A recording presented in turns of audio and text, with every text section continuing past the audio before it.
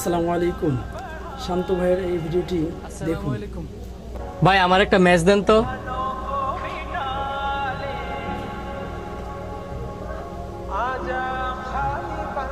Match লাগবে আপনার? দাঁড়ান দিতাছি। এই নেন।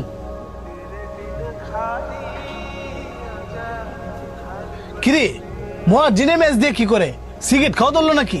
শোন, সিগারেট সবাই খায়, কেউ ওপেনে আর কেউ গোপনে। তোর কথায় আমিও একমত। সংসার নাই, রান্না বাড়ি নাই, খাই তো মানুষের ভাই তুই তো ম্যাচটা কি করে?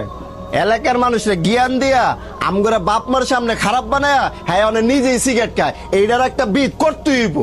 তুই ঠিক কইছস। ম্যাচ যদি আর অন্য কোনো কাজে লাগতো তাহলে মসজিদের দিকে গেলে হইলে, নদীর বাড়ির দিকে গেছে গেল লিগা। আয় আমরা গিয়া আজগা হেরা হাতে নাতে ধরি। আয় সবাই।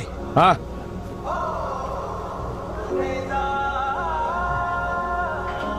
এই মুয়াজ্জিন কারণ। আসসালামু আলাইকুম। ওয়ালাইকুম আসসালাম। মুয়াজ্জিন আপনার লগে ম্যাচ আছে, দেন একটু সিগারেটটা ধরাই।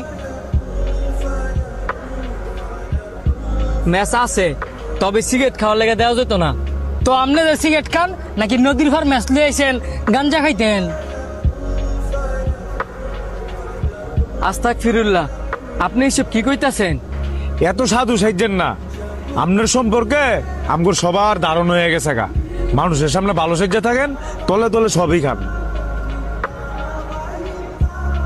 আপনারে আমরা ভালো জানতাম, মাথায় টুপি দিলেই যে হুজুর অজানা এটা আপনি প্রমাণ করে দিলেন। আমারে ভুল বুঝতাছেন? কে আর ভুল বুঝতেছি? আপনি যদি কিছু নাই খান তো সবসময় লগে ম্যাচ রান গেল লিগা। সব সময় সাথে ম্যাচরাই কি কারণে? ফাফের ভয়ে। ফাফের বয়ে? ফাফের ভয়ে। যখনই আমার মনে হয় আমি কোনো ফাপ কাছে লিপ্ত হইতেছি, তখন এই ম্যাচটা ধরাইয়া আমি আগুনের তাপ অনুভব করি। যাতে কইরা জাহান্নামের আগুনের কথা মনে পড়ে। এই পৃথিবীর আগুনের তাপ এত ভয়ঙ্কর, জাহান্নামের আগুন না জানে কত ভয়ঙ্কর।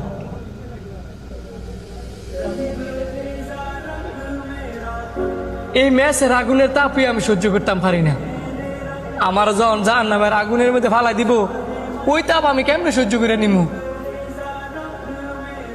এবার বুঝছেন আমি কি কারণে সবসময় এই ম্যাচটা রাহি। আপনারা তো না জান না বুঝছে আমার মিথ্যা অপবাদ দিতেছেন।